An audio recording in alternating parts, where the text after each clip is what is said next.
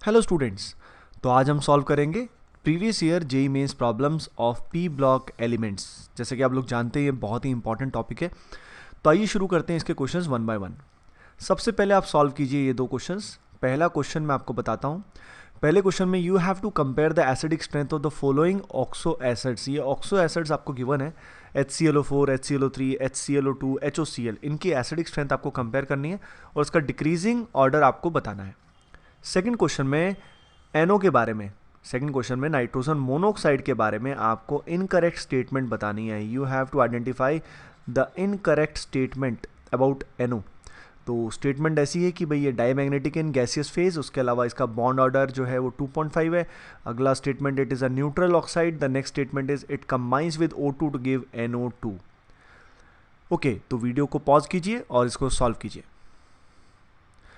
I hope आपने इसको solve कर लिया होगा। तो correct answer in the first case is this. ये एसिडिक स्ट्रेंथ का ऑर्डर होता है। अब एसिडिक स्ट्रेंथ किस चीज़ पे डिपेंड करती है? तो देखिए, एसिडिक स्ट्रेंथ डिपेंड करती है H+ कितना आसानी से दिया जा सके। H+ जितना आसानी से दिया जा सकेगा एसिडिक स्ट्रेंथ उतनी ही ज़्यादा होगी।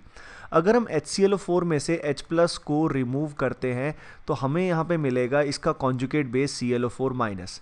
अगर यहाँ से HClO3 से हम H+ को रिमूव करते हैं तो हमें मिलेगा ClO3-। सिमिलरली यहाँ पे अगर हम H+ को रिमूव करते हैं तो what we get is ClO2-।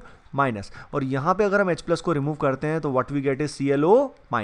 तो इस तरीके के बहुत सारे negatively charged corresponding conjugate base हमें मिल जाएंगे। जिसकी स्टेबिलिटी ज़्यादा होगी एसिडिक स्ट्रेंथ उतनी ही ज़्यादा होगी। जैसे कि आप लोग जानते हैं कि ClO4- के अंदर रेजोनेंस होगा, यहाँ भी रेजोनेंस होगा, लेकिन इसके लिए इनके स्ट्रक्चर बनाने आपको आने चाहिए। फॉर एग्जांपल ClO4- की अगर हम बात करें तो ClO4- में 3 तो डबल बॉन्ड होंगे और 1 O- होगा। अब ये जो नेगेटिव चार्ज है ये यहाँ पे कई सारे पाई बॉन्ड्स के साथ रेजोनेंस कर सकता है, यहाँ भी कर सकता है, इधर नीचे भी कर सकता है। तो बहुत सारे रेजोनेंस स्ट्रक्चर्स बनेंगे। जितने ज़्यादा रेजोनेंस स्ट्रक्चर बनेंगे उतना इफेक्टिव डीलोकलाइजेशन ऑफ चार्ज होगा और स्टेबिलिटी बढ़ेगी। सिमिलरली अगले केस में ClO3- में क्या होगा, यहाँ पे 2 डबल बॉन्ड हो आएंगे, एक लोन पेयर हो जाएगा और यहाँ पे O- होगा। तो ऐसे केस में रेजोनेंस का एक्सटेंट थोड़ा सा लेस हो जाएगा because of lesser number of pi bonds. जहाँ तक ClO- की बात है इसके अंदर रेजोनेंस होगा ही नहीं। ओके, आइए बात करते हैं सेकंड क्वेश्चन के बारे में। इस केस में NO के लिए इनकरेक्ट स्टेटमेंट जो है वो है स्टेटमेंट नंबर A।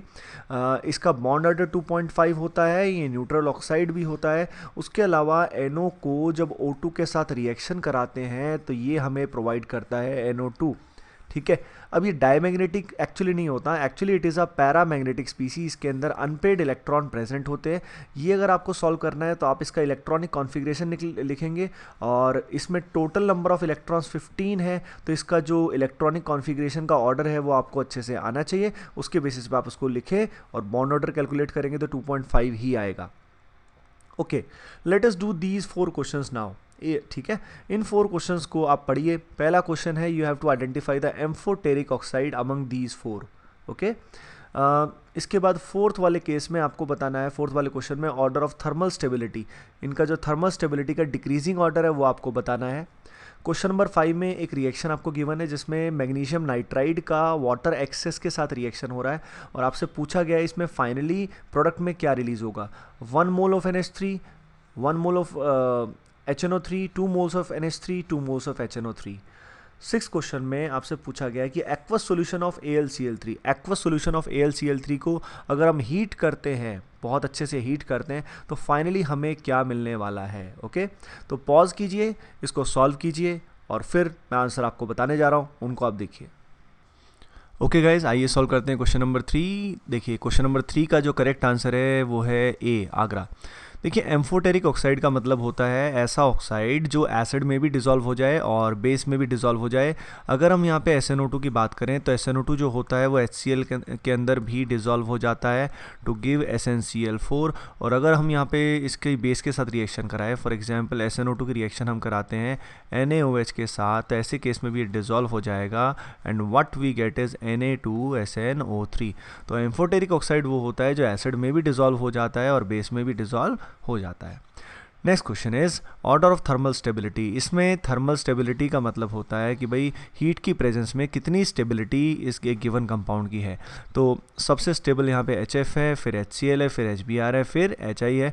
इसको अगर आपको समझना है तो आप ओवरलैपिंग से भी देख सकते हैं। जैसे कि हाइड्रोजन का साइज़ तो देखिए बहुत छोटा है, इसमें तो 1s ऑर्बिटल होता है और फ्लोरीन में 2p ऑर्बिटल्स होते हैं। लेकिन आप जैसे देखिए आई का साइज़ कितना ज़्यादा बड़ा है, तो हाइड्रोजन और आयोडीन में ओवरलैपिंग बहुत ही पुअर है। तो जितने बॉन्ड स्ट्रॉन्ग बनते हैं उतनी थर्मल स्टेबिलिटी ज़्यादा होती है। एंड ओवरऑल प्रोसेस का जो फ्री एनर्जी चेंज होता है, जब ये HF फॉर्म होगा तो उसका फ्री एनर्जी चेंज उतना ही ज़्यादा नेगेटिव होगा और प्रोसेस ज़्यादा स्पॉन्टेनियस होगा, ज़्यादा फॉरवर्ड में जाएगा। Hence HF is much more thermally stable than HI। Okay, in the next question magnesium nitride react with H2O excess. तो इसमें देखिए आपको रिएक्शन को बैलेंस करना है। जब रिएक्शन को आप पूरा करेंगे तो इसमें the correct answer will be 2 moles of NH3। 2 moles of NH3 will be released और इसमें जो रिएक्शन में फाइनली प्रोडक्ट बनेगा वो आपको मैं बता देता हूँ। ये फाइनल प्रोडक्ट इसके अंदर बनेंगे। 2 units of NH3 will be released. यहाँ पे आएगा 3 और यहाँ पे आएगा 6। तो इसको बैलेंस करके आपको लिखना है और आपको देखना है कि इसमें कितने यूनिट NH3 के रिलीज़ होने वाले हैं। Okay, in the 6th case aluminium AlCl3 aqueous को आपको हीट करना है। तो देखिए AlCl3 एक्वस यानी AlCl3 और पानी यहाँ पे होते हैं। तो इसको जब हम हीट करते हैं तो सबसे पहले एक्चुअली ये आपस में रिएक्शन करके सबसे पहले AlOH थ्राइस यानी एल्यूमिनियम हाइड्रोक्साइड बनता है और एसिडिक सॉल्यूशन होता है। लेकिन अगर इसको फर्दर हीट करते रहेंगे तो what we get is Al2O3। तो आपको ये बात बहुत इंपॉर्टेंट है, आपको ध्यान रखनी है।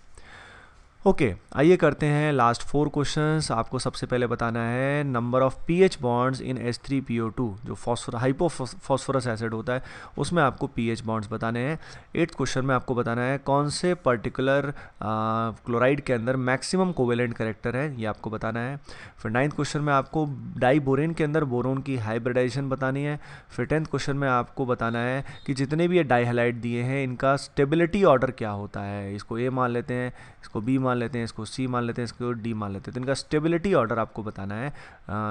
ठीक है, तो वीडियो को पॉज कीजिए और इसको सॉल्व कीजिए। ओके गाइस, देखिए इस केस में जो pH बॉन्ड्स हैं ये आपको पता करने के लिए इसका स्ट्रक्चर बनाना पड़ेगा। इसका स्ट्रक्चर अगर आप ड्रॉ करेंगे तो structure will be something like this. ये इसका स्ट्रक्चर होगा, H3PO2 का स्ट्रक्चर ऐसा होगा। तो इसमें नंबर ऑफ pH बॉन्ड अगर आप देखें तो कितने आएंगे, 2 आएंगे। तो there are 2 pH bonds in this case. आइए क्वेश्चन सॉल्व करते हैं। नंबर 8 में मैक्सिमम कोवेलेंट कैरेक्टर बताना है। तो देखिए कोवेलेंट कैरेक्टर डिपेंड करता है कैटायन के चार्ज बाय साइज रेशियो से। चार्ज जितना ज़्यादा होगा और साइज़ जितना कम होगा उतना ज़्यादा कोवेलेंट कैरेक्टर होगा।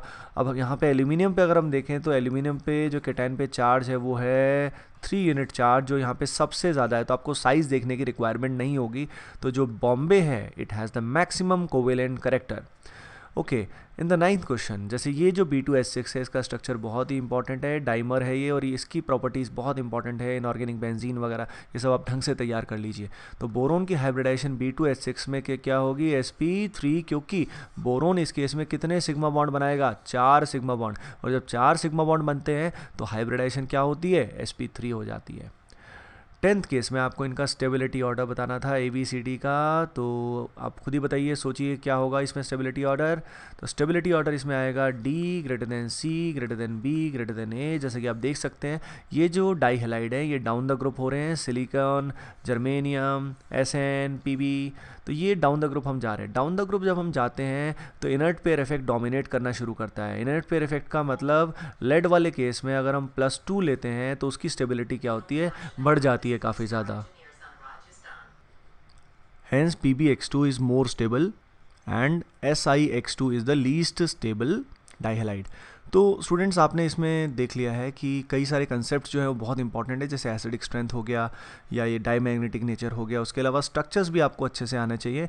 एंड आई होप इस वीडियो ने आपको काफ़ी हेल्प किया होगा। So please do like it, please do share it, and अगर आपने अब तक हमारे चैनल को सब्सक्राइब नहीं किया तो please do subscribe it. Thank you.